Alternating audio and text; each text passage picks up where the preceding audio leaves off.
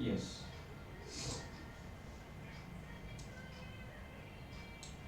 So this is the chapter Rise of Nationalism in Europe. So we will look the important question and answers. First we have here very short answer questions carrying 1 marks each. What was the major change that occurred in the political and constitutional scenario due to the French Revolution in Europe? So there are some changes. Okay, because of French Revolution there are some changes. What type of changes? Political changes and constitutional changes. Okay, so what are those changes? So they are asking what are those changes. So those changes are, it led to the transfer of sovereignty from monarchy to the body of French citizens. तो यहाँ पे transfer हो गया है, किसका transfer हो गया है? सॉवरेनिटी का, ठीक है। किससे? मोनार्की से किस में ट्रांसफर हो गया? फ्रेंच सिटीजन में। किसमें? फ्रेंच सिटीजन में। द रेवोल्यूशन प्रोक्लेम मीन्स घोषणा करना। The revolution proclaimed that it was the people who would henceforth constitute the nation and shape its destiny. तो रेवोल्यूशन से, क्रांति से ये घोषणा हुई कि भाई ये लोग हैं जो क्या करेंगे, उस कॉन्स्टिट्यूशन को, उस नेशन को कॉन्स्टिट्यूट करेंगे, बनाएंगे और उसके भाग्य को लिखेंगे। They will shape it's destiny. बात क्लियर है यहाँ तक? नेक्स्ट क्वेश्चन देखिए, what was the main aim of the French revolutionaries? जो फ्रेंच रेवोल्यूशनरीज थी उनका मेन एम क्या था? What was the main aim of the French revolutionaries? तो रेवोल्यूशनरीज का मेन एम पूछ रहा है, उनका उद्देश्य पूछ रहा है। तो उनका उद्देश्य एक ही था, it was to create a common sense of common identity, और you can say a sense of collective identity, कि हम सब एक हैं, ऐसी आइडेंटिटी क्रिएट करने का उनका क्या था? उद्देश्य था। अमंग्स द फ्रेंच पीपल, जो फ्रांस के लोग थे उनमें एक ऐसी भावना पैदा करना था उनका उद्देश्य कि भाई वो एक हैं, they are one. They proclaimed that it was the people who would henceforth constitute the nation and shape its decisions. तो उन्होंने फिर ये भी घोषणा की कि भाई देखिए ये लोग ही हैं जो इस नेशन को बनाएंगे और इसके जो डिसीजन हैं उनको शेप करेंगे। What is the meaning of concentration camps? तो कंसंट्रेशन कैंप्स होते थे, ये जो प्रिजनर्स होते थे उनके लिए बने होते थे, where the people are detained and tortured. यहाँ लोगों को टॉर्चर किया जाता था without due process of law, ना कोई लॉ था, कुछ नहीं था, डायरेक्ट क्या होता था? लोगों का टॉर्चर होता था यहाँ पे। Name the treaty of 1832 that recognise Greece as independent nations. तो उस ट्रीटी का, उस संधि का आप नाम बताइए जो ग्रीस को क्या रिकॉग्नाइज करती है एज एन इंडिपेंडेंट नेशन, कि ग्रीस क्या है? इंडिपेंडेंट नेशन है। तो वो है treaty of 1832, that is Constantinople. क्या नाम है? Treaty of 1832। 1832 ईयर में ये हुई थी और नाम था कॉन्स्टेंटिनोपल। क्या नाम था? Constantinople. Name the event that mobilised nationalist feelings among the educated elite across Europe इन 1830 to 1884। तो आप उस घटना का आप नाम बताइए जिसने, मोबिलाइज मींस उसको मूवमेंट में ले आया, ठीक है, नेशनलिस्ट फीलिंग्स को, अमंग किसके बीच में? एजुकेटेड एलाइट मतलब rich class, elite rich class across Europe, पूरे यूरोप में जो एलाइट रिच क्लास थी उसके अंदर वो क्या ले आया? वो जो घटना थी वो क्या ले आई? वो फीलिंग ले आई, ठीक है। किसकी फीलिंग ले आई? नेशनलिस्ट की, ठीक है। तो वो थी the Greek war of independence in 1821, right. Next है, what was the main aim of revolutionaries of Europe during the year of following 1815। 1815 में यूरोप के अंदर कुछ रेवोल्यूशनरीज थे, कुछ क्रांतिकारी लोग थे, उनका उनका एम क्या था? उनका एम था to oppose the monarchical form of government. जो मोनार्चिकल, जो तानाशाही, जो राजा रानी वाला जो सिस्टम था उसके खिलाफ थे वो लोग, ठीक है। They were against that, so they oppose them. उसको उन्होंने क्या किया? अपोज किया, एक्सेप्ट नहीं किया, अपोज किया कि हम नहीं ऐसे होने देंगे, right. Who remarked when France sneezed the rest of the Europe catches fire। तो ये एक लाइन है बड़ी इंटरेस्टिंग, ठीक है, एक लाइन है बड़ी इंटरेस्टिंग। किसने कही है? किसी ने कही है, उसका नाम क्या है? ड्यूक मेटरनिच। उसने क्या कहा है? When France sneezed, मतलब जब फ्रांस को जुकाम होता है तो पूरे किसको? यूरोप को जुकाम हो जाता है, ठीक है। तो इंग्लिश में थोड़ा सा ऐसे बोल देते हैं, when France sneezed rest of the Europe catches cold, okay, understood? So what is the name? The name is Duke Metternich। क्या नाम है? हाँ। Who was proclaimed German emperor in a ceremony held at Versailles in January 1871। जनवरी 1871 में किसको German emperor घोषित किया गया, ठीक है। कहाँ पे? वर्साइल्स में, ठीक है। तो वो कौन थे? Kaiser William one. तो किंग केसर विलियम वन, और ये कहाँ के थे? पर्शिया के थे। He was proclaimed as German emperor in the ceremony held at Versailles in January 1871। Next question देखिए, who was proclaimed as a king of united Italy, ऐसे ही यूनाइटेड इटली का कोई किंग घोषित किया गया, वो कौन था? Victor Emmanuel second, Victor Emmanuel second. Next आ जाइए, explain any 3 beliefs of conservatism that emerge after 1851।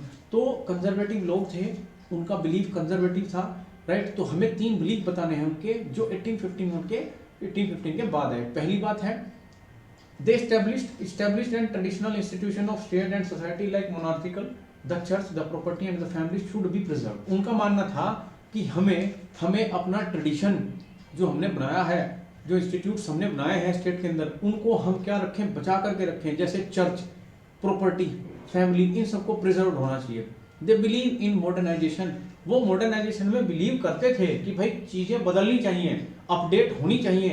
जैसे आपका एंटीवायरस है, अपडेट हो जाता है, नया आ जाता है, विंडो है, अपडेट हो जाती है, नई आ जाती है, पुरानी विंडो छोड़ के नई पे आ जाती है। तो ये इस चीज को मानते थे कि हाँ मॉडर्नाइजेशन होना चाहिए, राइट, ताकि जो इंस्टीट्यूट्स हैं वो स्ट्रेंथन हो, मतलब स्ट्रेंथन हो, उनको क्या मिले, स्ट्रेंथ मिले, rather than returning to the society of pre revolutionary days.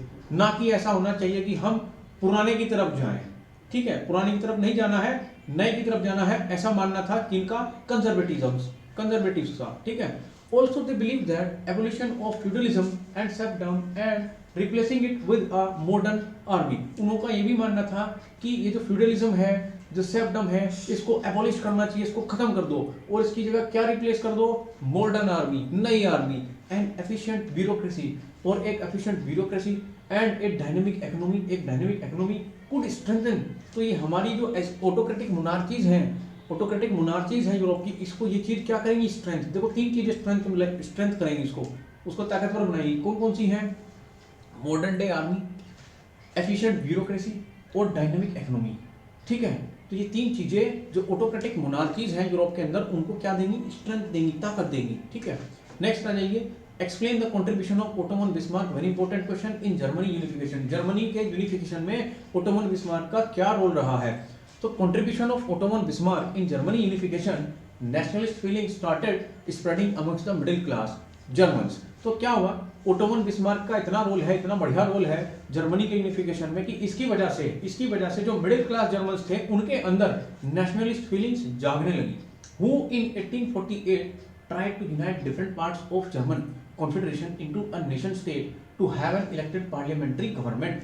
जिसने प्रयास किया, ओटोमन बिस्मार्क ने इतना प्रयास किया कि उसने जो 38 स्टेट्स का जो जर्मन कॉन्फेडरेशन था उसको यूनाइट करने की कोशिश की, उसको एक नेशन स्टेट बनाने की कोशिश की, ताकि यहाँ पे भी क्या हो, इलेक्टेड पार्लियामेंट्री गवर्नमेंट हो, right. However, this liberal movement was repressed by the combined forces of monarchy and military support by Persian landowners। लेकिन ये जो मूवमेंट था इसका कि जर्मन को हम एक बना देंगे, सबको एक जगह ले आएंगे, इसको क्या किया गया, इसको रिप्रेस किया गया, इसके अगेंस्ट गए कौन कौन लोग थे, कंबाइंड फोर्सेस थी, किस चीज की, मोनार्की की। मिलिट्री सपोर्ट मिला कहां से, पर्शिया के लैंड ओनर्स से, ठीक है। जो पर्शिया के लैंड ओनर्स थे उनके पास मिलिट्री होती थी, उन्होंने अपना सपोर्ट दिया, और मोनार्क्स ने, इन दोनों ने मिलके इस व्यक्ति को, जिसका नाम ओटोमन बिस्मार्क है, इसको सफल नहीं होने दिया, ये जर्मन स्टेट्स को एक जगह नहीं कर पाया, ठीक है, अंडरस्टूड। सो ये कंट्रीब्यूशन किसका रहा है, योगदान, कंट्रीब्यूशन मींस योगदान, किसका रहा है, ओटोमन बिस्मार्क का, ठीक है। पर्शिया के जो चीफ मिनिस्टर थे Ottoman Bismarck took the responsibility of national unification with the help of Persia army and bureaucracy। अब पर्शिया के जो चीफ मिनिस्टर हैं ओटोमन बिस्मार्क हैं, उन्होंने रेस्पॉन्सिबिलिटी ली कि हम जो है क्या करेंगे, यूनिफिकेशन करेंगे, किसका यूनिफिकेशन करेंगे, जर्मन का, है ना। तो किसकी हेल्प से, पर्शिया की आर्मी से, ठीक है, और ब्यूरोक्रेसी से। Under his leadership he fought 3 Wars. भाई इसकी लीडरशिप के अंदर 3 युद्ध लड़े गए, कितने युद्ध, 3 युद्ध, 7 साल तक, कितने साल तक, 7 इयर्स तक, विद ऑस्ट्रिया। किस के साथ, ये जानना जरूरी है, ऑस्ट्रिया, डेनमार्क, फ्रांस।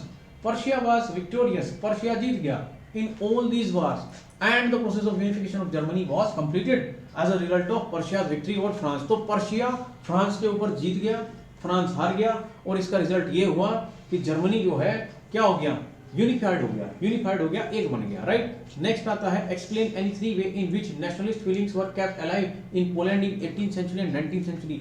पोलैंड के अंदर वहां के जो नेशनलिस्ट फीलिंग थी कि हम पोलैंड के वासी हैं, पोलैंड हमारा देश है, ऐसी जो फीलिंग थी, राइट, उसको जीवित रखा गया। कैसे, वो 3 तरीके बताने हैं। क्या तरीके थे? पहला तरीका था एम्फेसिस ऑन वर्नाकुलर लैंग्वेजेस, जो वहाँ की आम भाषा थी उस पर जोर दिया गया।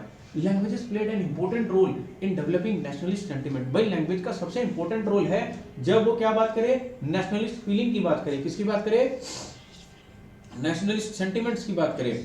The use of Polish language came into being as a symbol of struggle against Russian dominance. तो वहां कब्जा किसका था पोलैंड में, रशिया का था, और रशिया का डोमिनेंस था, लेकिन वहां के जो लोग थे वो पोलिश भाषा बोल रहे थे। तो इसका मतलब वो अपने अभी भी क्या दिखा रहे थे, यूनिटी दिखा रहे थे कि हम देखो हम रशियन भाषा नहीं बोलेंगे, हम कौन सी भाषा बोलेंगे, है ना, पोलिश भाषा बोलेंगे। तो ये एक एग्जांपल है। Example, in Poland following armed rebellions against Russian rule Polish was used as a church gathering and religious instruction. तो पोलैंड की जो चर्च थे वहां गैदरिंग करने के लिए जो इंस्ट्रक्शंस होती थी वो पोलिश भाषा में होती थी। तो ये इसका बहुत बढ़िया एक एग्जांपल है कि लोग टूटे नहीं, बावजूद कि यहाँ किसका रूल चल रहा था, रशिया का रूल हो रहा था, रशिया डोमिनेट कर रहा था पोलैंड के ऊपर, राइट।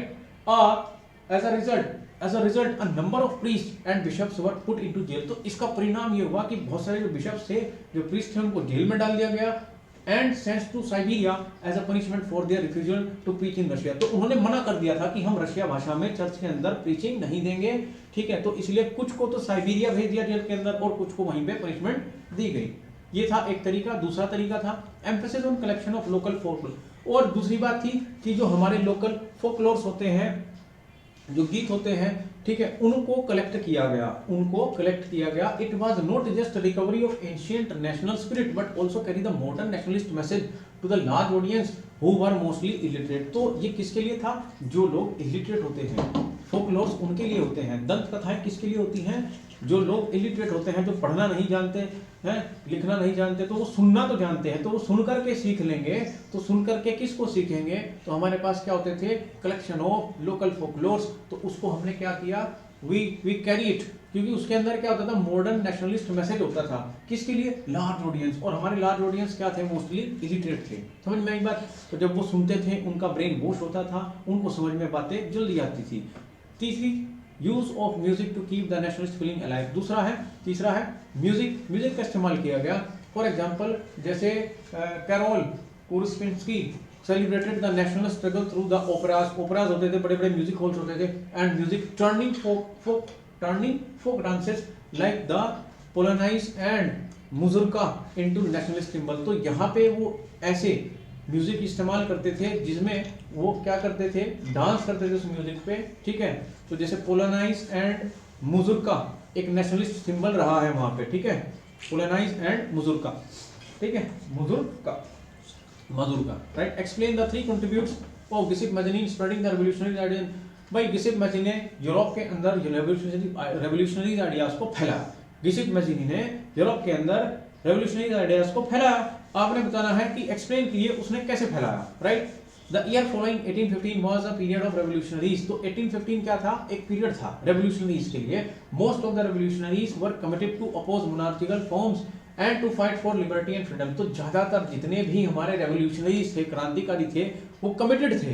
किसके लिए कमिटेड थे, कि भाई हम अपोज करेंगे किसका, मोनार्चिकल फॉर्म ऑफ गवर्नमेंट का, एंड फाइट फॉर, और हम लड़ेंगे, लिबर्टी मींस लिबर्टी के लिए और फ्रीडम के लिए, ठीक है, आजादी के लिए, right. One such prominent revolutionaries was Giuseppe Mazzini. ऐसा ही एक important, prominent means important revolutionary क्रांतिकारी कौन था, Giuseppe Mazzini. And Italian revolutionary, ये इटली का था, इटालियन था। Mazzini also saw the creation of nation state as a necessary part of the struggle.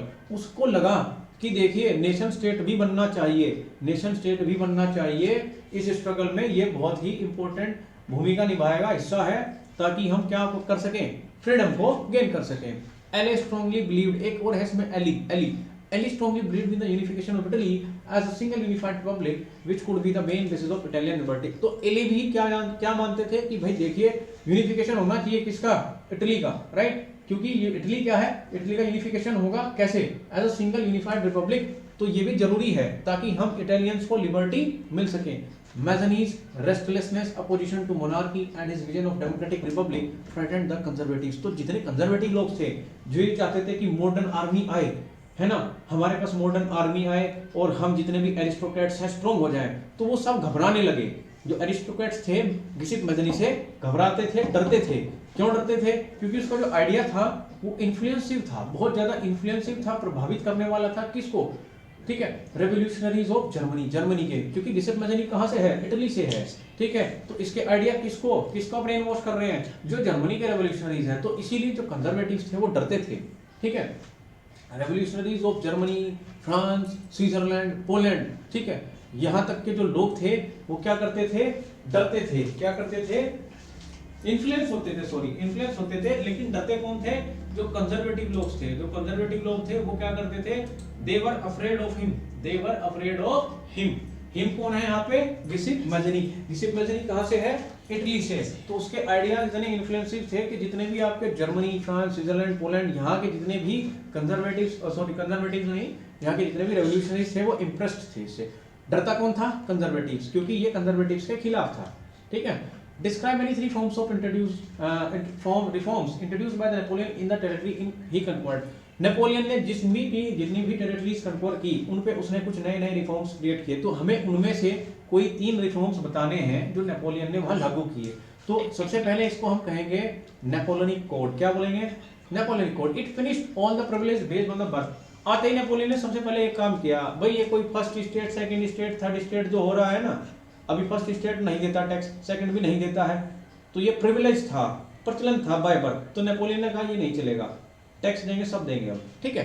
तो पहला काम क्या किया, he finished all the privilege based on the birth and established equality before law, ठीक है। उसने इक्वालिटी प्रोवाइड की लोगों को and secured the right to property. और दूसरी बात उसने क्या दिया, राइट टू प्रॉपर्टी की, हम अपनी राइट टू प्रॉपर्टी मतलब हम संपत्ति खरीद सकते हैं, अपनी प्रॉपर्टी बना सकते हैं, ठीक है। तो पहला काम नेपोलियन ने ये किया। जब नेपोलियन ने ये काम किया, लोगों को लगा कि नेपोलियन तो बड़ा मसीहा है, बड़ा अच्छा काम कर रहा है, एवरीबॉडी लाइक्ड हिम। लेकिन बाद में उसका जो मोटिव था वो क्या था, हर जगह पहुंचना, फ्रांस की आर्मी को हर जगह फैलाना और कब्जा करना। और वहां पे उसने क्या इंक्रीज कर दिए थे, टैक्सेस। सो ही इंक्रीज टैक्सेस। तो फिर लोग उसको डिसलाइक करना शुरू कर दिए थे। अदरवाइज जो मेजर्स उसने आकर के स्टार्टिंग में दिए तो उसको देख करके तो सबको क्या लगता था, नेपोलियन भगवान है, ठीक है। He simplified administrative divisions, abolish the feudal system को उसने खत्म कर दिया and freed the peasants from serfdom. तो पीजेंट पहले क्या है, सर्फडम देते थे, मेनोरियल ड्यूज होते थे, ये दोनों को खत्म कर दिया, तो पीजेंट्स को भी रिलैक्स मिल गया, ठीक है। तो उसने सिंप्लीफिकेशन लाया, वो सिंप्लीफिकेशन लेके आया। जैसे हम मैथ्स में क्वेश्चन करते हैं ना, सिंप्लीफाइड इट, एक आंसर आता है लास्ट में। तो ऐसे ही इसने क्या किया कि जितना कंजेस्टेड मैटर हो रहा था उसको सिंप्लीफाइड करने के लिए उसने एक तो फ्यूडल सिस्टम को हटा के, हटाइए फ्यूडल सिस्टम नहीं चलेगा, ना कोई सर्फडम देगा, ना कोई मेनोरियल ड्यूज देगा, सारे किसानों को आजाद कर दिया, right. He introduced uniform laws, standardised weights and measures and common nation currency to facilitate the movement of exchange of goods and capital from one place to another. अब देखो क्या है, पहले 30 करेंसीज होती थी, उसने सारी करेंसीज को रिड्यूस करके सिर्फ 2 करेंसी रखी। तो उससे क्या हुआ, फैसिलिटी मिल गई कि हमारा जो मूवमेंट है exchange of goods and Capitals का, एक प्लेस से दूसरी प्लेस पे जब गुड्स जाता है तो हमें उसमें क्या हो गया, इजीनेस हो गई, ठीक है, हमें ज्यादा प्रॉब्लम्स नहीं आई। तो इसीलिए कहते हैं he introduce the uniform laws and standardise the weights and measures and common national currency to facilitate the movement. Okay, understood. Explain the 3 cause of conflict between Balkan area after 1871।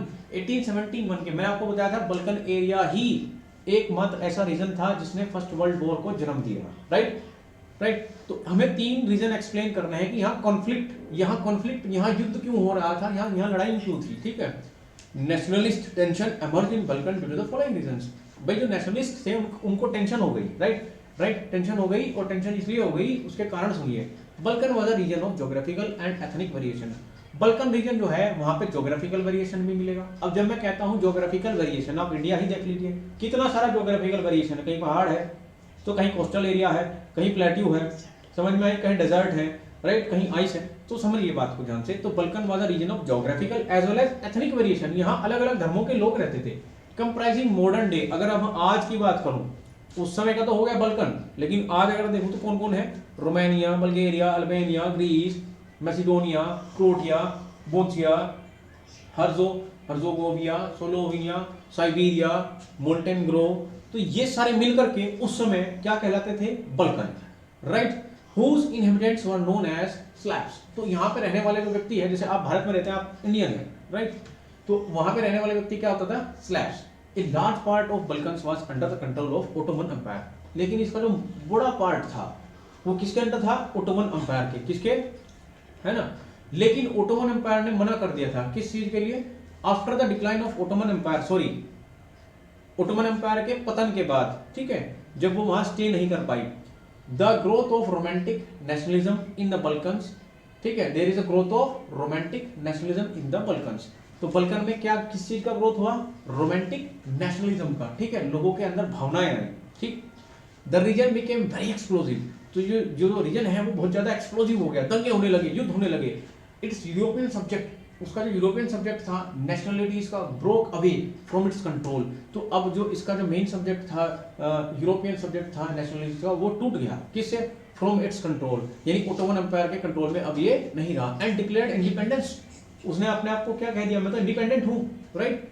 As a different nationality struggled to define their identity and independence, the Balkan became an area of intense conflict। तो अब अलग अलग nationalist आपस में युद्ध करके ये बताने लगे कि देखो मुझे पहचानो, मैं ये हूं, मेरे पास इतनी सेना है, ठीक है, समझ में आई बात। So they try to prove their identity and independence. तो इसी चक्कर में बहुत सारे क्या हुए, युद्ध हुए आपस में। So this area becomes very very intense conflict area, right.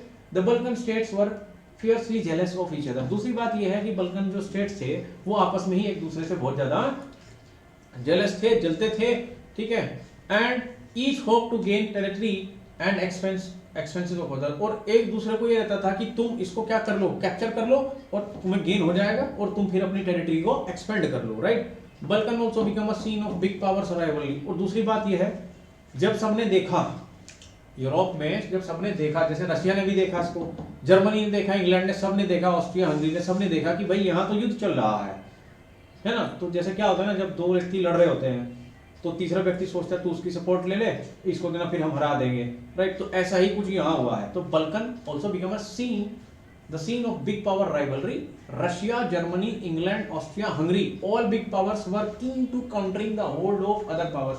ये सारे के सारे क्या चाह रहे थे कि हम यहाँ कब्जा कर लें और ये पावर हमारे कंट्रोल में आ जाए। This ultimately turn Balkan into a war region. तो इसी वजह से यहाँ ये बल्कन जो है वॉर रीजन बन गया। And eventually provided a minor cause of first world war. तो यहीं से हल्का सा रीजन ये होता है कि फर्स्ट वर्ल्ड वॉर यहीं से शुरू होता है। समझ में आई बात। How did the local people in the area conquered by the Napoleon reacted to the French rule. अब जो लोकल लोग थे, ठीक है, how did the local people in the area conquered by Napoleon. अब नेपोलियन ने कब्जा किया अपनी टेरिटरी बढ़ाने के लिए, तो फ्रेंच रूल से वो कैसे कैसे किस तरीके का रिएक्शन था। The reaction of the local people population of French revolution were mixed था। अब मैं बताऊं ना, जैसे इनिशियली इन मेनी प्लेसेस, जैसे हॉलैंड है, स्विट्जरलैंड है, या सिटी है जैसे ब्रूजल हो गई, मेंस हो गई, मिलन हो गई, वारसा हो गई। The French armies were welcomed as harbinger of liberty. तो उनको वेलकम किया गया कैसे कि वो क्या है, हार्बिंजर हैं। किसके हैं हार्बिंजर? लिबर्टी के। As a new administrative arrangements did not go hand in hand with the political freedom. अब नया एडमिनिस्ट्रेशन आया था, नए सब सिस्टम थे, लेकिन वो एक साथ नहीं, बोलते ना, ट्यूनिंग नहीं कर पाया। किसके साथ? पॉलिटिकल फ्रीडम के साथ। Enthusiasm turned into hostility. जो आपके साथ उत्साह आपको आया था वो एकदम से क्या हो गया, हॉस्टिलिटी में बदल गया। Increase taxation, censorship. सेंसरशिप क्या होती है? ये बिकेगा, ये नहीं बिकेगा, ये बुक छपेगी, नहीं छपेगी, राइट। जैसे फिल्म में भी क्या होता है, सेंसर बोर्ड होता है, ये सीन नहीं दिखाना है पब्लिक में, काट दो, है ना। हाँ, so increase taxation, censorship, forced conscription into the French armies to conquer the rest of the Europe outweighed the advantage of administrative changes। तो जो मेरे यहाँ administrative changes हम नेपोलियन ने किए थे, उसकी वजह से जो मुझे एडवांटेज मिली थी वो डिसएडवांटेज में कन्वर्ट हो गई। क्योंकि बाद में, क्योंकि यहाँ पे जो नेपोलियन है उसने क्या कर दिया था, टैक्स इंक्रीज कर दिया था, सेंसरशिप लगा दी थी, राइट। और force conscription into French army, लोगों को उसने फोर्स किया कि आकर के फ्रेंच आर्मी में ज्वाइन होइए, ताकि हम और बड़ी सेना करके युद्ध करके पूरे यूरोप पे कब्जा कर लें। तो ये जो तीन यहाँ इसके मुख्य स्टेप्स रहे हैं, increase taxation, censorship and force conscription into the French army to conquer the rest of the Europe, ये तीन रहे हैं। आउटवेटेड द एडवांटेज, वो जितना एडवांटेज इसने दिया था लोगों को, सारा क्या हो गया, आउटडेटेड हो गया, राइट। तो जितना भी एडमिनिस्ट्रेटिव चेंजेस लेके आया था, जो लोग खुश हुए थे फ्रेंच नेपोलियन के आने से, वो सब क्या हो गए, इसके अब अगेंस्ट हो गए। समझ में आया। Explain the conditions that were viewed as obstacles to the economic change and growth by the new commercial class during the 19th century in Europe. आपने तीन कंडीशन एक्सप्लेन करनी है, ठीक है, कि क्या दिक्कतें आई आपको इकोनॉमिक एक्सचेंज करने में, जो नया कमर्शियल क्लास आया था 19th सेंचुरी में यूरोप के अंदर। So in the economic sphere liberalism, अगर हम इकोनॉमिक स्फीयर में बात करें तो जो लिबरलिज्म है उसका मतलब है फ्रीडम ऑफ मार्केट, कि मार्केट में हमें फ्रीडम हो, किस चीज की फ्रीडम? बेचने की, खरीदने की, ठीक है। And abolition of state impose restriction, और स्टेट जो उस पर टैक्स लगाता है वो क्या होना चाहिए? एबॉलिश होना चाहिए, खत्म होना चाहिए। On movement of goods and Capitals, movement of goods and Capitals पे क्या लगता था? टैक्स, ठीक है। तो वो टैक्स क्या होना चाहिए? खत्म। तो इकोनॉमिक स्फीयर में लिबरलिज्म का मतलब यही है कि आपको क्या हो? मार्केट्स की फ्रीडम हो, आपके ऊपर कोई फालतू के रिस्ट्रिक्शंस ना लगे हो, ताकि आप गुड्स को इजीली और कैपिटल को इजीली मूव करा सकें, right. But in 19th century Napoleon administrative measures has created out countless small principalities of confederation of 39 state. यहाँ पे क्या है? एक 39 स्टेट्स का कॉन्फेडरेशन बना, each possess its own currency and notes. अब भाई 39 स्टेट्स हैं, हर एक की अपनी करेंसी, हर एक का अपना वेट्स है, हर एक का अपना मेजर्स है, ठीक है। तो समझ में आई बात? तो क्या बात समझ में आई है? Napoleon administrative measure has created out of countless small principalities a confederation of 39 states, each possesses its own currency and weights and measures. अब मर्चेंट ट्रेवलिंग फ्रॉम, देखो अब इसमें कितनी दिक्कत आती। मान लो कोई मर्चेंट है, वो हैम्बर्ग से न्यूरमबर्ग गया, ठीक है, उसको 11 कस्टम बैरियर लगते थे। जैसे आप यहाँ से जाए ना, टोल लगेगा आपको। आप कहीं लंबे रूट पे गए घूमने, आपको बहुत सारे टोल देने पड़ेंगे, जाते समय भी आते समय भी। तो ऐसे ही यहाँ पे होता था, हैम्बर्ग से न्यूरमबर्ग जाने पे किसी भी व्यापारी को 11 कस्टम बैरियर्स मिलते थे और हर जगह उसको 5% देना होता था। तो अगर वो 11 क्रॉस करेगा तो उसका तो 55% तो नहीं खत्म हो गया, है ना। समझ में आई बात? So as a region had its own system of weights and measure, और हर रीजन का अपना सिस्टम होता था, है ना। किसी का 1 किलो ज्यादा है, किसी का 1 किलो कम है। मान लो किसी का 1 किलो 1500 ग्राम का हो रहा है, किसी का 1 किलो 1600 ग्राम का हो रहा है, समझ रहे हो। तो इस तरीके से वो अपनी चलाते थे। They have a region of its own system, weights and measure, and it's involved the time consuming calculation, और बहुत ज़्यादा time consuming calculation होती थी। तो such conditions were views that obstacle to the economic growth and exchange by the new commercial class। तो new commercial class जो आई उसको ये बड़ी दिक्कत वाली बात लगी कि भाई ये सब क्या है, हम क्रॉस करेंगे 5% तो यहाँ देंगे, हमें क्या बचेगा। और दूसरी बात ये है, हर एक का सिस्टम ही अलग है मेजरमेंट का, समझ रहे हो। So what happened then? Who argued for the creation of unified? तो इन्होंने आर्गुमेंट किया कि भाई देखिए, एक यूनिफाइड इकोनॉमिक टेरिटरी होनी चाहिए जो फ्री मूवमेंट अलाउ करे, किसका? गुड्स का, पीपल्स का और कैपिटल का। समझ में आई बात? तो क्वेश्चन फिर से देख लो आप, अच्छा क्वेश्चन है। Explain the conditions, sit properly, explain the conditions that were viewed as obstacles. तो कंडीशन बतानी है जो दिक्कत कर रही थी, किसको? इकोनॉमिक एक्सचेंज होने में, ठीक है। न्यू कमर्शियल क्लास के लिए क्या दिक्कतें थी वो बतानी है आपको। तो पहली दिक्कत तो आपको नहीं बतानी है कि जो इन 19th सेंचुरी नेपोलियन का एडमिनिस्ट्रेटिव आया था, उसने ठीक ठाक किया था सबको, ठीक है।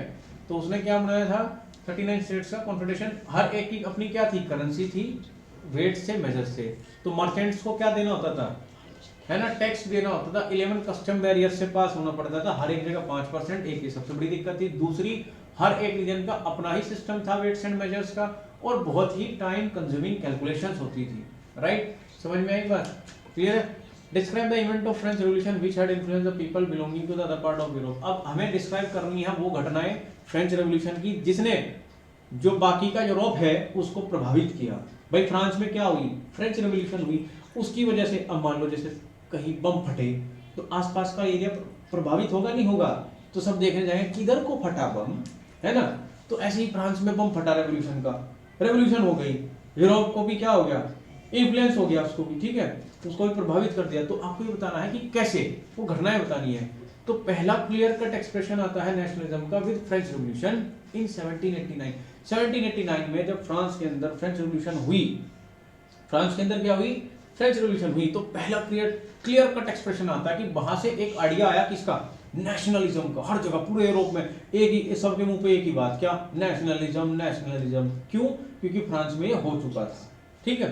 France was under the rule of absolute monarch. तो वहां पे फ्रांस जो है किसके कंट्रोल में था? एब्सोल्यूट मोनार्क के, ठीक है। When the revolutionaries came to the power in the France, लेकिन जब रेवोल्यूशनरीज पावर में आई फ्रांस के अंदर, they were determined to create a new sense of unity and nationhood. तो उन्होंने भी प्रयास किया कि एक नया सेंस ऑफ यूनिटी हो और एक नेशनहुड लोगों को यहाँ पे समझने को मिले। For this they emphasise the concept of France. तो इन्होंने इसीलिए जो फ्रांस के कंसेप्ट थे, ठीक है, फ्रांस के कंसेप्ट क्या थे? नेशनलिज्म, इक्वालिटी, फ्रेटर्निटी, ये सब थे। तो इनको उसने क्या किया? यहाँ पे अप्लाई करने की कोशिश की, ठीक है। Concept of France being the fatherland, la patrie for all the French people, who were from now on addressed as citizens. अब उनको क्या कहा जाएगा? Citizens यानी citizens. They were giving a 3-color flag. उनको एक तिरंगा झंडा दिया जाएगा. And the 3 colors representing, और वो जो 3 कलर हैं झंडे के, liberty, equality and fraternity. क्या रिप्रेजेंट करेंगे? Liberty, equality and fraternity.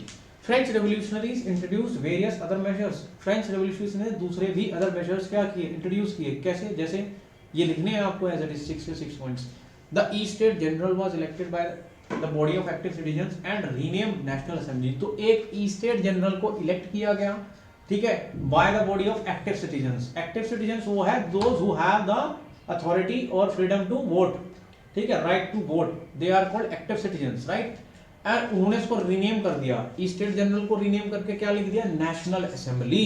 New hymns were composed. नए hymns बनाए गए. Oath were taken and martyrs were commemorated. जो लोग शहीद हो गए थे उनको याद किया गया. All in the name of nation. ठीक है, नेशन के नाम पे. A centralized administrative system was put in the place. एक centralized administrative system को रखा गया. And it formulated uniform laws. उसने क्या बनाया है? यूनिफॉर्म लॉज बनाए हैं सभी सिटीजन्स के लिए विद इन इट्स टेरिटरी, अपनी ही टेरिटरी के अंदर, राइट. इंटरनल कस्टम ड्यूटीज जो होती थी, जो ड्यूज होते थे, उन सभी को एबॉलिश कर दिया गया and uniform system of weights and measures को अडॉप्ट किया गया, right. Regional dialects were discourage. हर अलग अलग जगह रीजन में अलग अलग जो है ना बोलियां हो रही थी, अलग अलग भाषाएं बोली जा रही थी, उनको डिस्करेज किया गया और फ्रेंच को ही कहा गया कि सभी लोग फ्रेंच में ही बात करें, फ्रेंच में ही लिखें, ठीक है. As it was spoken and written in Paris. Paris में भी ये चीज बोली तो became a common language of nation. तो ये कॉमन लैंग्वेज बन गई नेशन की. They further declared that it was a mission. आगे उन्होंने कहा कि डिक्लेयर कर दिया, घोषणा कर दी कि एक मिशन है. And the destiny of the French nation, और फ्रांस के लोगों का भाग्य है to liberate the people of Europe, कि हम अब यूरोप के लोगों को जैसे हम लिबरेट हुए हैं ऐसे ही यूरोप के लोगों को भी क्या कर दें? लिबरेट कर दें, आजाद कर दें, ठीक है. किससे? फ्रॉम डेस्पोटिज्म, ये जो तानाशाही चल रही थी, है ना. And help them to become nations, और उनकी भी हम मदद करें ताकि वो भी एक नेशन बने, ठीक है. समझ में आई बात, राइट. अब हम बात करेंगे कि how did nationalism develop. Nationalism develop कैसे हुआ? Through culture in Europe. भाई कल्चर भी एक इंपॉर्टेंट रोल प्ले करता है, जैसे मैंने आपको बताया था म्यूजिक्स, ठीक है, आर्ट, कल्चर, ये सब इंपॉर्टेंट रोल प्ले कर रहे थे कि नेशनलिज्म की फीलिंग को स्ट्रॉन्ग किया जाए लोगों के बीच. तो हमें बताना है यूरोप में कैसे हुआ है ना. इसको ऐसे भी पूछ सकता है, describe the role of culture shaping the feelings of nationalism in Europe from 1830 to the end of 19th century, है ना. 1830 से लेके 19th सेंचुरी तक कल्चर का क्या रोल रहा फीलिंग्स को शेप करने में, ठीक है, नेशनलिज्म की फीलिंग्स को शेप करने में. तो आंसर ऐसे ही लिखना है, culture, music, dance and religion played an important role in the growth of nationalism. तो भाई इनका एक फर्स्ट लाइन तो आप ऐसे ही स्टार्ट करेंगे कि culture, music, dance and religion played an important role in the growth of nationalism. अब कल्चर की बात करते हैं. Role of culture was important in creating the idea of nation. भाई कल्चर का रोल बड़ा इंपॉर्टेंट रहा है ताकि वो नेशन का आइडिया क्रिएट कर सके. Art, poetry, music etcetera helped in developing and expressing the nationalist feeling. तो हमने आर्ट का, पोएट्री का, म्यूजिक का सहारा लिया ताकि हम क्या कर सकें? डेवलप कर सकें क्या चीज? फीलिंग्स. किसकी? नेशनलिज्म की, right. Romanticism was a cultural movement. एक मूवमेंट है यहाँ पे, उसका नाम क्या है? मूवमेंट होता है, मूवमेंट क्या होता है? अभियान, ठीक है. तो कैसा मूवमेंट था? रोमांटिसिज्म था. तो उसने डेवलप किया क्या? Nationalist sentiments. Romantic artist and poets criticise. जो रोमांटिक आर्टिस्ट थे, पोएट्स थे, वो क्रिटिसाइज करते थे, कमियां निकालते थे. किसकी? Glorification of reasons and science. Science और उसके रीजंस की, ठीक है. Instead focused on emotion and intuitions. वो ज्यादातर किस चीज पे फोकस करते थे? इमोशंस पे और इंट्यूशंस पे, राइट. सेकंड बात करते हैं लैंग्वेज की. Language too played an important role in developing the nationalist sentiments. Language का भी इंपॉर्टेंट रोल रहा है. After Russian occupation the Polish language was forced out of schools. अब देखो, जब रशिया का डोमिनेंस आया पोलैंड के अंदर तो पोलिश भाषा को बंद कर दिया गया स्कूलों में, ठीक है. And rule tick which was ultimately crushed. और एक रूल आया, उसने क्या कर दिया उसको, sorry, Russian language was imposed everywhere. हर जगह रशियन भाषा को थोप दिया गया. हर स्कूल में अब क्या पढ़ाई जाती थी? रशियन भाषा. इन 1831 N armed rebellion against Russian rule took place. तो 1831 में आर्म्ड रेबेलियन, है ना, उसके विरुद्ध एक कार्य हुआ, ठीक है, which took place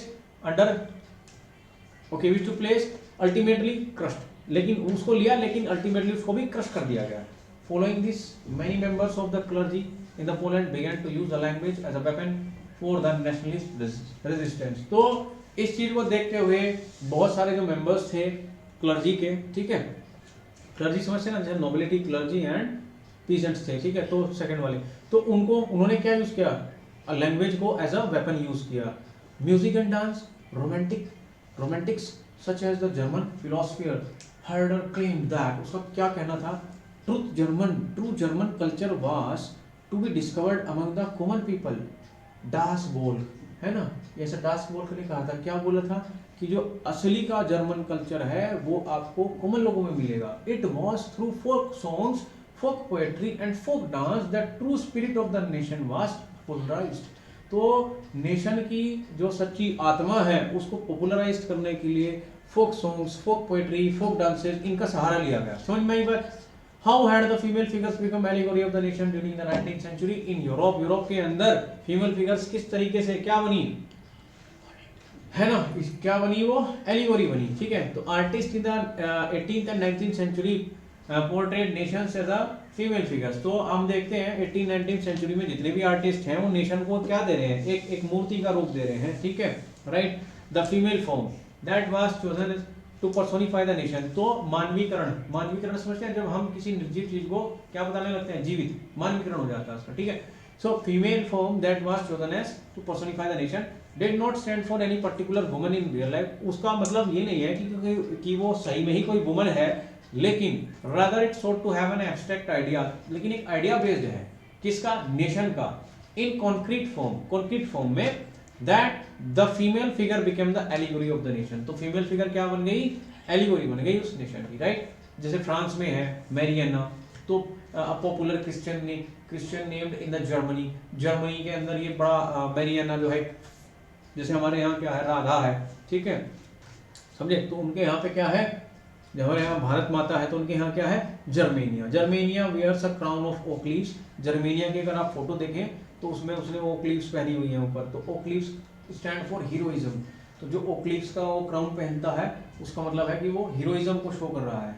the characteristics of Mariana were drawn from those of liberty and republic, the red cap and a tricolour and a cockade. तो अगर उसका फोटो देखेंगे, किसका देखेंगे, मैरियाना का, let me show you Mariana's photo, just a second. Female allegory Mariana. तो Mariana अगर आप देखेंगे, ये देखिए, दिस इज व्हाट मैरियाना। तो ये मैरियाना है, राइट। तो इसके जो सिर है, सॉरी ये जर्मेनिया है, तो जर्मेनिया को अगर आप देखते हैं तो जर्मेनिया में ध्यान से देखो, इसके जो सिर है इसमें क्या है, ओक्लीव्स हैं, ठीक है, और इसने ये सब चीजें हाथ में ले रखी हैं, यही यहाँ पे डिस्क्राइब किया गया है। फिर से आपको बता देता हूँ, फोटो आपने देख ली है ना। So Germania wears crown of oak leaves and Germania oak stands for heroism. Characteristics of Mariana were drawn from those of liberty and republic, the red cap and a tricolour and a cockade. Describe any 3 steps taken by the French revolutionary armies to create a sense of collective identity among the French people। फिर से वही question आ गया है, repeat हो गया है, ठीक है। तो पहला क्लियर कट एक्सप्रेशन नेशनलिज्म का कहां से आता है, फ्रेंच रेवोल्यूशन से। 1789 में France was under the rule of absolute monarch. Revolutionaries became the power in France when they were determined to create a new sense of unity and nationhood. For this they emphasized the concept of France being the father of land, France being the fatherland, la patrie, and all the French people who were from now on addressed as citizens. They were given as a tricolor flag and the three color representing liberty, equality and fraternity. French revolution introduced various measures. ये measures आपने बता देने हैं। State general elected by the body of active citizens and renamed at National Assembly. New hymns were composed, oaths were taken, martyrs were commemorated, and all in the name of nation. A centralized administrative system was put in the place, and it formulated the uniform laws for all the citizens within its territory. Internal custom duties dues were abolished and a new uniform system of weights and measures was adopted. Regional dialects were discouraged कर दिया, उसको नहीं बोलना है, अब क्या बोलना है, only French भाषा, ठीक है, as it was spoken and written in Paris also and became the common language of the nation. They further declared that it was a mission and the destiny of the French people nation to liberate the people from Europe and despotism and help them to become the nation, right. तो इसमें फिर आता है आपका question, describe any 3 economic hardship faced by the Europe in 1830s। 1830s में Europe के अंदर बड़ा ही दिक्कत का समय चला, ठीक है, वो आपको पूछ लेगा कई बार, ठीक है, तो आपको बता देना है कि क्या समय था, क्या हार्डशिप्स थी। So Europe had come under the grip of large scale unemployment. पहली बात तो वहाँ बहुत ज्यादा अनएम्प्लॉयमेंट था, काम ही नहीं मिलता था लोगों को, ठीक है। In the most of the countries there were seekers of jobs more than employment. तो एम्प्लॉयमेंट से ज्यादा क्या थे, जॉब सीकर्स, ठीक है, मतलब रोजगार कम है, करने वाले ज्यादा है, ठीक है। Cities had become overcrowded, cities overcrowded हो गई थी क्योंकि बहुत सारे लोग रूरल एरिया से कहाँ चले गए थे, अर्बन एरिया में, सिटीज में, राइट। सो अब जब चाहेंगे तो रहने की दिक्कत, खाने की दिक्कत, everything will be in a problematic way. Okay, so the migrated areas were become overcrowded, right? Small producers in the town were often faced with a stiff competition from the imports from cheap machine-made goods from the England, where the industrialization has more advanced, especially in the field of textile production. तो यहाँ जो छोटे छोटे producers थे, ठीक है, जो हैंडक्राफ्ट्स बनाते थे, हाथ से या कुछ भी बनाते थे, उनको बड़ा ही तेज कंपटीशन फेस करना पड़ता था क्योंकि वहाँ की मार्केट्स में सामान आता था वो इंग्लैंड से आता था, और इंग्लैंड में जो सामान बनता था it was machine made goods, और वो सस्ता आता था, तो लोग तो सस्ता खरीदेंगे ना, महंगा थोड़ी खरीदेंगे। तो यहाँ का जो स्मॉल प्रोड्यूसर्स था उसको बड़ा ही कंपटीशन करना पड़ता। इन दोज रीजन्स यूरोप और aristocrats still enjoyed the power. अच्छा, यूरोप के उन हिस्सों में अभी भी एरिस्टोक्रेसी थी, वो अभी भी पावर एंजॉय कर रहे थे। पीजेंट्स स्ट्रगल कर रहा था under the burden of feudal dues, उसको फ्यूडल ड्यूज देने पड़ते थे, ऑब्लिगेशंस, उसको कृतज्ञ महसूस होना पड़ता था कि हाँ इन्होंने मेरे पे ऊपर एहसान किया है। The rise of food price and a bad harvest added the hardships to the peasants। तो सबसे ज्यादा दिक्कत तब आई जब फूड प्राइस तो गए बढ़ और बैड हार्वेस्ट हुई, आपकी फसल क्या होगी, बर्बाद होगी, ठीक है, समझ में आई बात। उसके बाद कुछ लॉन्ग क्वेश्चंस आ जाते हैं इसके अंदर, जैसे कि what did the liberal nationalism stands for. Liberal nationalism क्या था, तो liberal nationalism stood for the freedom of individual and equality of all before the law. Liberalism का मतलब ही क्या है कि भाई सब लोग क्या है, इक्वल हैं, and they are equal before the law, they are free and they are equal before the law, right. Explain the 4 idea, 4 idea बताने हैं आपको उसमें इकोनॉमिक स्फीयर्स में। So lower ideas of liberalism in economic sphere are, अब जैसे है liberalism stands for freedom of markets, पहले भी बता चुका हूँ, फिर से बता रहा हूँ। लिबरलिज्म का मतलब अगर आप इकोनॉमिक स्फीयर में बात करते हैं, ट्रेड में, ठीक है, इकोनॉमीज में, राइट, तो वहां इसका मतलब है कि there is a freedom of markets. Markets ही क्या है, फ्रीडम है। Abolition of state impose restrictions, state ने जितने भी रिस्ट्रिक्शंस लगाए हैं, चाहे वो टैक्स की फॉर्म में है या जो भी है, उसको क्या किया, एबोलिश्ड। एबोलिश्ड मींस खत्म करना, स्टेट इम्पोज रिस्ट्रिक्शंस को। फॉर एग्जांपल जैसे Napoleon administration was confederation, Napoleon का जो okay it's Napoleon administration was confederation, confederation means group था पूरा 29 स्टेट्स का, लेकिन each of the imposes its own currency, हर एक की अपनी एक करेंसी थी, वेट्स थे, मेजर्स थे। सच ए कंडीशन वाज व्यूड, तो इस कंडीशन को कैसे देखा इन लोगों ने कि ये तो यार ऑब्स्टेकल है हमारे लिए, बड़ी दिक्कत की बात है। हम मान लो 10 रुपए का नोट है, उसको हम 29 नोट्स अलग अलग करेंसी के लेके घूमेंगे क्या, नहीं ना, so that is not possible. तो इकोनॉमी एक्सचेंज के लिए ये चीजें बड़ी दिक्कत थी, right. Liberal nationalist argued for the, तो अब यहाँ जो लिबरल नेशनलिस्ट थे उन्होंने आर्गूमेंट किया कि भाई आप कोई ना कोई ऐसा यूनिफाइड इकोनॉमिक जो है ना क्रिएशन कीजिए जो हमें बिना किसी हिंडर के, यानी अनहिंडर्डली हमारा जो गुड्स है, हमारे जो लोग हैं, हमारा जो कैपिटल है, उसको हम बिना किसी दिक्कत के मूवमेंट कर सकें, right. So in 1834 a custom union, एक कस्टम यूनियन बनाया गया जिसका नाम था ज़ोल्वरीन। क्या नाम था, द यूनियन एबोलिश, उसने एबोलिश कर दिया सबको कि भाई जितने भी ये टैरिफ बैरियर है ना, हटाइए आप इसको, और ये जो आप जो ये 30 करेंसीज लेके घूम रहे हैं ना, इनमें से 28 को क्या कर दो, खत्म। तो बचेंगी कितनी, only 2। The creation of network of railways further stimulated mobility. उसके बाद नेटवर्क रेलवे बहुत तेजी से फैला, रेलगाड़ियां बनने लगी, ठीक है, तो रेलवे ट्रैक्स बनने लगे, तो अभी मोबिलिटी बढ़ गई, है ना, मोबिलिटी बढ़ गई। Harnessing economic interest to the national unification, तो यहाँ पे क्या होने लगा, आपका जो इकोनॉमिक इंटरेस्ट है वो बढ़ने लगा, right. Napoleon had no doubt destroyed democracy in Europe, but in administrative field he has incorporated revolutionary principles in order to make the whole system more rational and efficient. Support this statement. इन्होंने एक statement दे दिया कि Napoleon, कोई doubt नहीं है, Napoleon ने democracy को खत्म कर दिया था यूरोप के अंदर, वो राजा बन गया था फ्रांस का, ठीक है, लेकिन एडमिनिस्ट्रेटिव सिस्टम के अंदर उसने बहुत अच्छा रोल प्ले किया है। उसके जो प्रिंसिपल्स थे, सिद्धांत थे, वो बड़े अच्छे थे, वो सिस्टम को बहुत ज्यादा रैशनल और एफिशिएंट बनाने वाले थे। तो आपको ये स्टेटमेंट बताना है कि ये सही है, इसके सपोर्ट में आपको बोलना है, तो आप क्या बोलेंगे, आपने ये बोलना है और ये लिखना है। Napoleon had brought revolutionary changes in administrative field in order to make the whole system more rational and efficient. तो सिविल कोड्स दिए थे उसने, ठीक है। इन्हीं सिविल कोड्स को कभी कभी हम क्या कहते हैं, नेपोलियनिक कोड। तो पहला मेजर चेंज जो था, all the privileges based on birth were abolished. Equality before law was created securing the right to property. पहली बात तो उसने आती है कहा कि सारे प्रिविलेजेस बंद कर दो, इक्वालिटी बिफोर लॉ है, और तीसरी बात क्या है, राइट टू प्रॉपर्टी है, राइट। एडमिनिस्ट्रेटिव डिविजन्स वर सिंप्लीफाइड। जितनी भी उसकी एडमिनिस्ट्रेटिव डिविजन्स थी उनको सिंप्लीफाई किया गया, फ्यूडल सिस्टम को एबॉलिश किया गया, पीजेंट्स को फ्री किया गया, सेल्फडम और मैनोरियल ड्यूज जो है अब वो नहीं देते हैं, ठीक है। तो अब्यूज ऑफ मैनोरियल लॉज, तो मैनोरियल लॉज क्या करते थे, अब्यूज करते थे। जब कोई उनका ड्यू नहीं देता तो वो जाकर के अब्यूज करते थे, वो चीज भी बंद कर दी गई। इन टाउन्स के अंदर जो गुल्ड सेक्शंस थे उनको हटा दिया गया। ट्रांसपोर्ट और कम्युनिकेशन सिस्टम को इंप्रूव किया गया। जितने भी पीजेंट्स थे, आर्टिसंस थे, वर्कर्स थे, न्यू बिजनेसमैन थे, वो अब एंजॉय करते हैं कि भाई हमें एक नई फ्रीडम मिली है, अब हमें टैक्स नहीं देना है, हमारे पास इक्वालिटी बिफोर लॉ भी है, हमारे पास क्या है, राइट टू प्राइवेट प्रॉपर्टी भी है, ठीक है। इस तरीके से वो लोग थोड़े खुश हुए। Businessmen and small-scale producers of goods in a particular began to realize that uniform laws, standardized weights and measures, and common national currency would facilitate the movement and exchange of goods and capital from one region to another region। तो जो businessmen थे, small scale producers थे, उन्होंने इस चीज को समझा और माना।